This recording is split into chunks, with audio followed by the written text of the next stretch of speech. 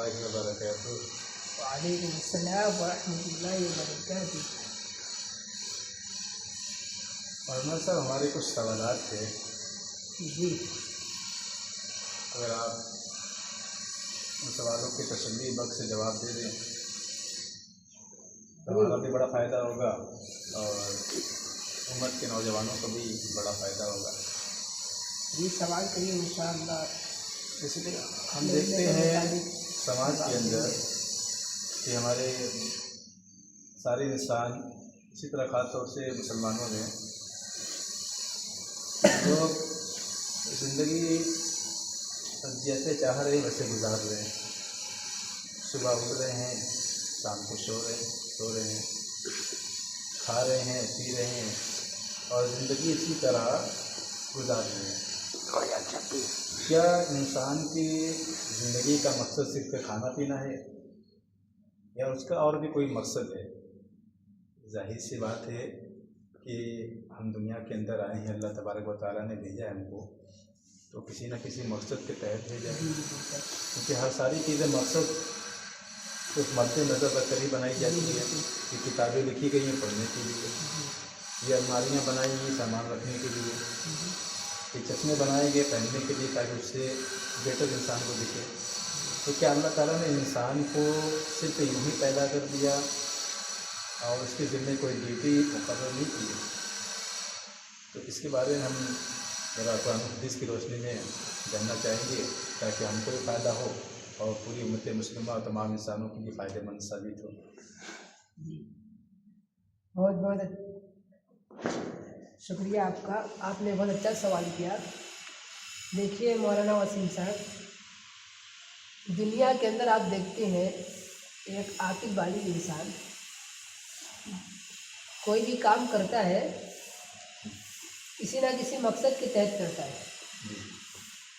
آپ دیکھیں باہر اگر کوئی بازار کی طرف جا رہا ہو تو آپ کے فوراً ذہن میں آئے گا کہ یہ شخص بازار جا رہا ہے سامان خریدنے کے لیے، کسی کام کے لیے جا رہا ہوگا۔ اب کوئی آدمی مکان بنوا رہا ہے، پیسہ لگا رہا ہے، مال خرید کے کر رہا ہے، تو دیکھنے والا یہ سمجھے گا یہ رہنے کے لیے مکان بنوا رہا ہے۔ تو ایک عاقل بالغ انسان جب کوئی کام کرتا ہے تو کسی نہ کسی مقصد کے تحت کرتا ہے، اس کا کوئی نہ کوئی مقصد ضرور ہوتا ہے۔ ایک بچہ اسکول پڑھنے جاتا ہے، اس کا بھی مقصد ہے کہ ہم پڑھ لکھ کر کچھ بن جائے۔ جب اللہ رب العزت ہم سب سے زیادہ سمجھدار ہے، عاقل ہے، اور مطلب مثال کے طور پر سمجھدار ہے ہم سب سے، جیسے ہم عقل کا محتاج ہے، لیکن اللہ تو عقل کا محتاج تو ہے نہیں، لیکن ہم سب سے زیادہ سمجھدار ہیں، بصیر ہے، حکیم ہے، خبیر ہے، جو اس کی ہمارا خالق ہے، پیدا کرنے والا ہے، رب ہے، تو اس کا بھی اس دنیا کے اندر کوئی نہ کوئی انسان کے بھیجنے کا مقصد ضرور ہوگا کہ دنیا کے اندر ہم نے جو انسان کو بھیجا ہے کس مقصد کے تحت بھیجا ہے۔ تو جب ہم قرآن دیکھتے ہیں، قرآن اڑا کر پڑھتے ہیں، تو قرآن سے اس مقصد کا حل ہمیں مل جاتا ہے، اس کا جواب مل جاتا ہے، تسلی بخش جواب۔ کہ ایک آیت کے اندر اللہ رب العزت نے فرمایا ما خلقت الجن والانس الا لیعبدون۔ یہاں پر اللہ نے انسان کے دنیا میں آنے کا مقصد واضح طور پہ بیان کر دیا کہ ہم نے دنیا میں انسان کو جو بھیجا ہے میں نے اپنی عبادت کے لیے، ٹھیک ہے۔ لیکن انسان کو ہم دیکھتے ہیں کہ جس مقصد کے تحت دنیا میں آیا تھا اور جس مقصد میں لگے رہنا چاہیے، وہ اس مقصد کو چھوڑ کر دنیاوی جھمیلوں میں پڑ کر اور جو ضروریات تھی مقصد کو پورا کرنے کے لیے، ان ضروریات کو اپنا مقصد سمجھ بیٹھا ہے۔ مثال کے طور پر ایک مثال ہم آپ کو سمجھا رہے ہیں کہ آپ یہاں سے بنارس سے دہلی جائیں، آپ سفر کر کے، ٹھیک ہے، کسی کام کے لیے، یا آپ کا تجارت مقصد ہو، یا کسی اسپتال میں علاج کرانے کے لیے آپ دہلی جائیں، پھر علاج کرانے کے دوران آپ کو اپنا مقصد پورا کرنے کے دوران آپ کو بھوک لگ جائے ہے تو آپ فوراً جائیں گے کسی ہوٹل کے پاس، کسی ہوٹل میں جائیں گے، کسی دکان میں आप एक दो समोसे या कुछ भी आप खाने अपनी की चीज़ें मनपसंद की खरीदेंगे। चीज़ें खरीदेंगे, खाएंगे फ़ौरन, और फ़ौरन खाकर आप वहाँ से रवाना हो जाएंगे, फिर अपने मकसद में लग जाएंगे। ठीक है, तो हमारे दुनिया में आने का मकसद जो है वो अल्लाह की इबादत है, और ये खाना कमाना है, ये सब सारी चीज़ें ज़रूरत की चीज़ें हैं। जी लेकिन आज हम देखते हैं कि इंसान इन्हीं ज़रूरियात को मकसद समझ बैठा है, इसलिए जो असल मकसद था उसको पूरा नहीं कर पा रहा है। जी जी यही हमें लोगों को समझाना है। जैसे कि हम बाजार जाते हैं, जी। मतलब कि कहीं पर जा रहे हैं अपनी मंजिल पर, बीच में हाँ। बाजार पड़ जाए जी तो बाजार वहाँ पर पड़ा है तो हम वो हमारा मकसद हाँ। नहीं है, बल्कि वो रास्ते में मंदिर रास्ते के में, दौरान जी, में जी। बाजार पड़ गया तो हमारा काम ये है कि हम मंदिर पर नजर रखें, बाजार में हाँ, उस पर गुम ना नजर हो ना जाए। रखें। जी, तो दुनिया में आने का मकसद बस यही है, और ये सारी चीज़ें हैं, ये ज़रूरत की चीज़ें हैं कि अल्लाह ने हमें दुनिया में भेजा है, उसकी ज़रूरियात के साथ साथ असल उसके मकसद को सामने रखें। जी अल्लाह बहुत की शुक्रिया। इबादत। अभी साल ख़त्म होने वाले हैं और आज तकरीबन जी 28 दिसंबर हो चुका है। तो चंद दिनों के बाद यानी कि 31 दिसंबर को आप देखेंगे, हम सब देखते हैं कि किस तरह का हालात होते हैं। गैरों के साथ साथ अपने मुसलमान भी उन्हीं लहव लईब में और फजूल कामों में रात को जागना और साल के पलटने पर वो खुशी मनाना जो गैरों का यहूद और नसारा का तरीका, उस खुशी में हम सारे मुलव्विस हैं। जी और फिर बिल्कुल भी भूल गए हैं कि हम किस खुदा को मानने वाले हैं, किस रसूल खुदा को एक खुदा को मानने वाले हैं, रसूलुल्लाह सल्लल्लाहु अलैहि वसल्लम की इत्तिबा करने वाले हैं।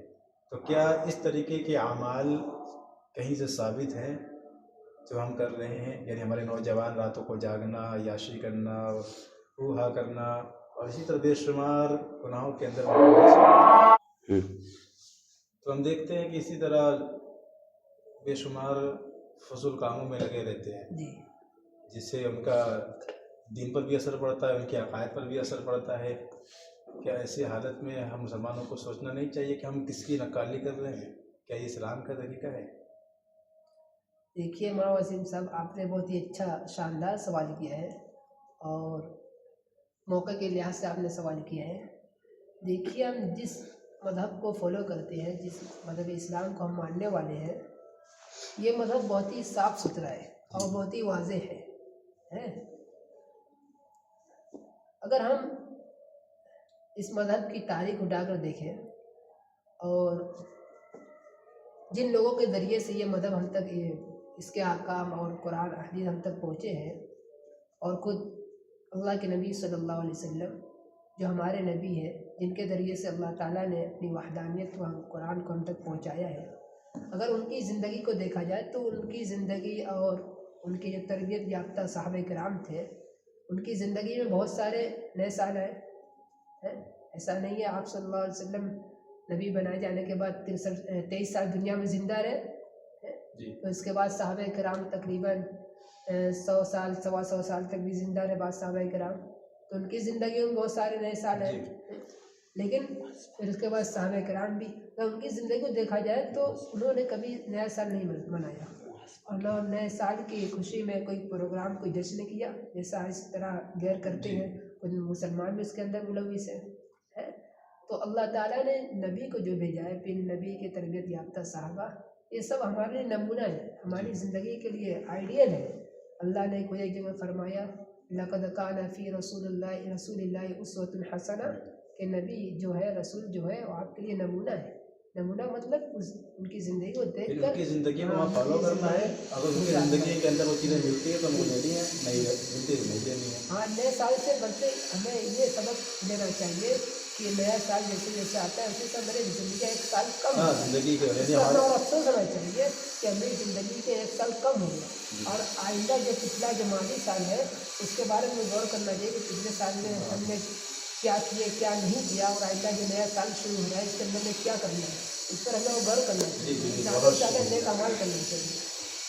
अभी हमने जैसा देखा कि नए साल के ताल्लुक़ से जिस तरीके से हमारे नौजवान करते हैं माहौल के अंदर, ये बिल्कुल भी सही तरीका नहीं है। इस्लाम इसकी तालीम बिल्कुल भी नहीं देता है। अल्लाह के नबी सल्लल्लाहु अलैहि वसल्लम की हदीस है कि मंतशब्बा बिकौमिन फहुवा मिन, जो किसी कौम की मुशाबात इख्तियार करे वो उन्हीं में से हो जाएगा। अगर हम गैरों की मुशाबात इख्तियार करेंगे तो गोया कि हम उन्हीं के मानने वाले बन जाएंगे या उन्हीं के मज़हब को फॉलो करने वाले बन जाएंगे। हमें इन तमाम चीज़ों से बहुत ही परहेज़ करना चाहिए और अल्लाह के नबी सल्लल्लाहु अलैहि वसल्लम की सुन्नत को मजबूती से पकड़ लेना चाहिए अपने दांतों से। इमाम औज़ाई रहमतुल्लाह अलैह फरमाते हैं कि नदूर माअ सुन्नह है सुदारत, हम सुन्नत के साथ घूमते हैं, सुन्नत जहाँ भी घूमें तो हम सुन्नत के पीछे चलना चाहिए हमको। हमें सुन्नत जिस जगह भी ले जाए हमको वहाँ पर चलना चाहिए। बहुत बहुत शुक्रिया आपका कि आपने हमारी जानकारी में इजाफा फरमाया। अल्लाह ताला आपको बाकी रखे।